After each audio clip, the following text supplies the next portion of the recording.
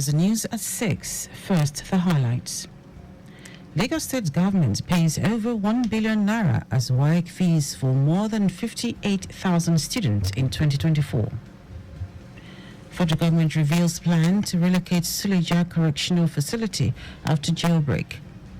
On the foreign scene, Haiti Prime Minister resigns as Transitional Council is sworn in, and Sport Flamingos head coach invites 25 players to camp ahead Under-17 World Cup qualifiers against Burkina Faso. Now the details. I am Dele Agadumo. The Lagos State government has paid the sum of over 1 billion naira for the payment of West Africa Examination Council WAEC fees of 58,188 secondary school students for year 2024.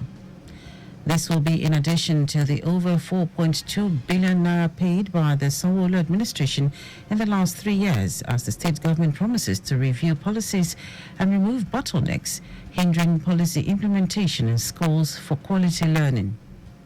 While reeling out the programs and initiatives of the state government during the ministerial press briefing, Commissioner for Basic and Secondary Education, Tolani Alibalogun, listed interventions in the sector to include recruitment of over 1,000 teachers, completion of over 150 projects in 6 education districts across the state from 2019, provision of learning devices to students, tables, chairs. Alibalogun also hinted that through the Special Committee on Schools Rehabilitation (SCRIPT), 165 schools have been rehabilitated, built 1,047 new classrooms, new hostel blocks in the boarding schools, and provided 1,593 beds in the hostels, with over 2,000 units of dual composite furniture provided. In addition to the existing 1,723 public schools in Lagos State, the ministry executed a plan to expand our capacity to absorb more students and provide access to education across the state. The government established 9 new schools across the state, especially in the highly populated area with children of school age, and identify remote communities in order to bring education closer to Lagos State children.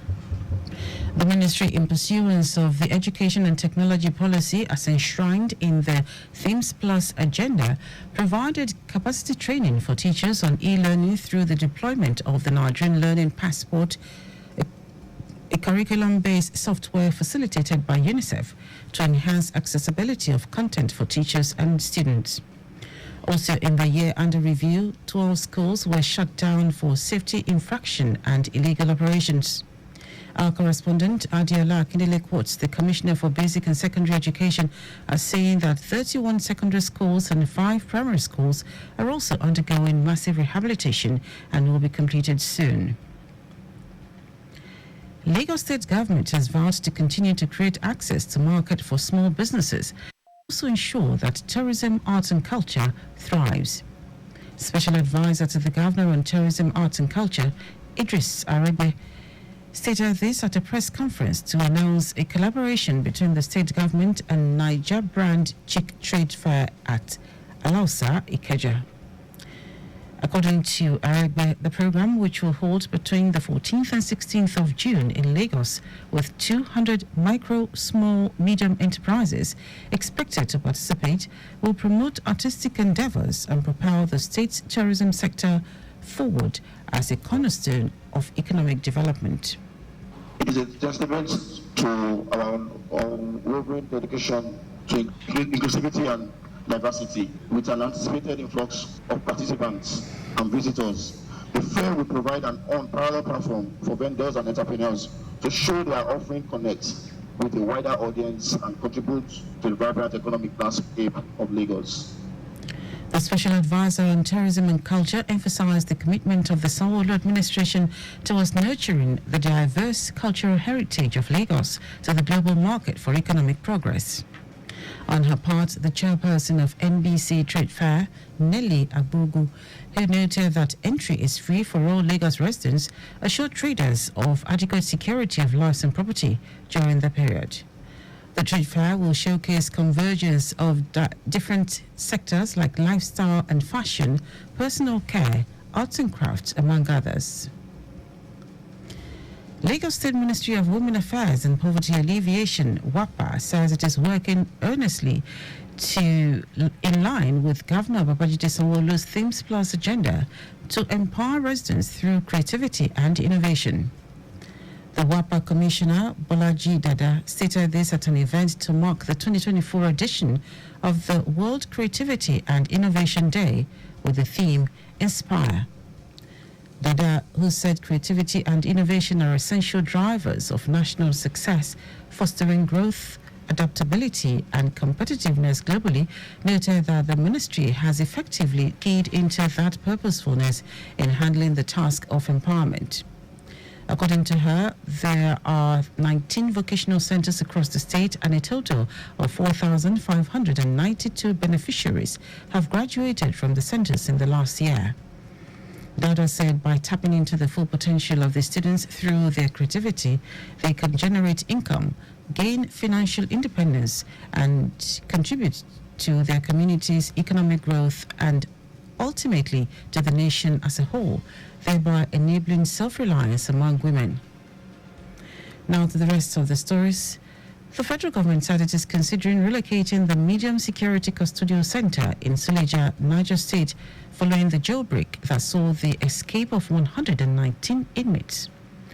Speaking during a visit to the center, the Minister of Interior, Olubunmi Tunji Ojo, reveals that the facility houses 499 inmates as opposed to the expected 250 that is, it was initially built for. Meanwhile, the Nigerian Correctional Service, NCOS, says it will soon display the names and pictures of the fleeing inmates. Spokesperson NCOS, Federal Capital Territory Command, Adamu Duza, stated this after a relentless downpour on Wednesday night wreaked havoc on the custodial center, resulting in extensive damage to the facility and facilitating the escape of inmates. Duza, who said 10 fleeing inmates had been recaptured, noted that the command is collaborating with other security agencies to recapture the remaining fleeing inmates. The Federal Airport Authority of Nigeria, FAN, has diverted all flight operations from the Murtala Mohammed Airport Terminal 1 to the D wing of the airport over a fire incident.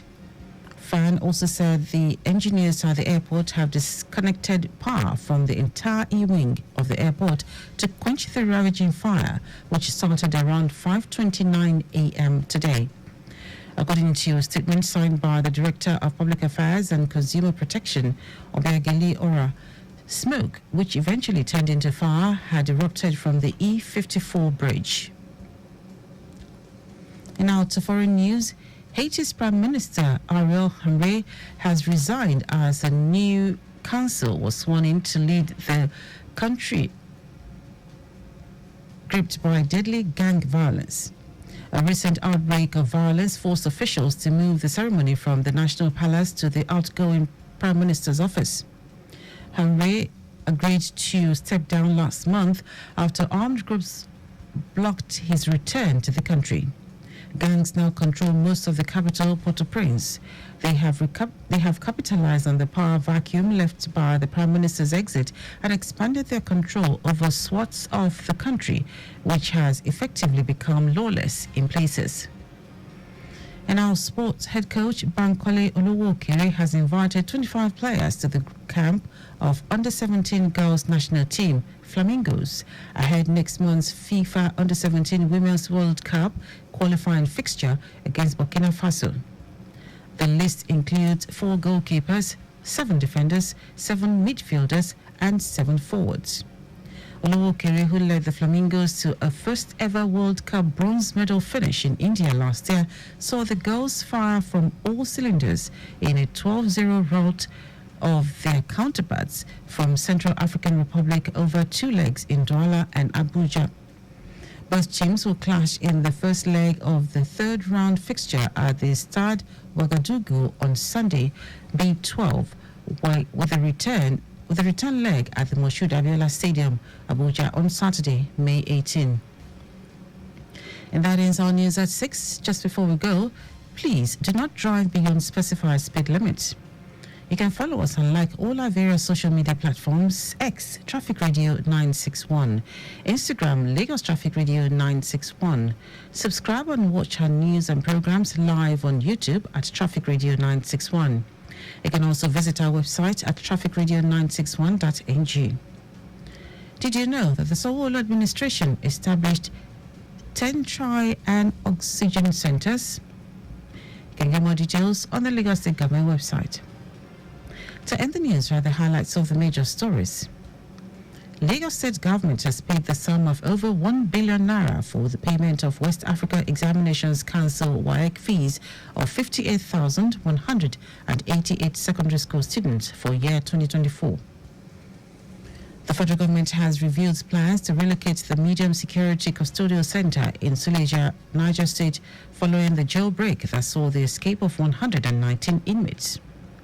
We also told you that Haiti's Prime Minister Ariel Henry has resigned as a new council was sworn in to lead the country gripped by deadly gang violence. And in sport, head coach Bankole Oluokere has invited 25 players to the camp of Under-17 girls national team, Flamingos, ahead next month's FIFA Under-17 Women's World Cup qualifying fixture against Burkina Faso. For contact with the newsroom, send a message to info@trafficradio961.ng. That is the news broadcast compiled by Adirayo Idowo-Olaya. I am Dele Agadumo. Good evening. Thank you for listening.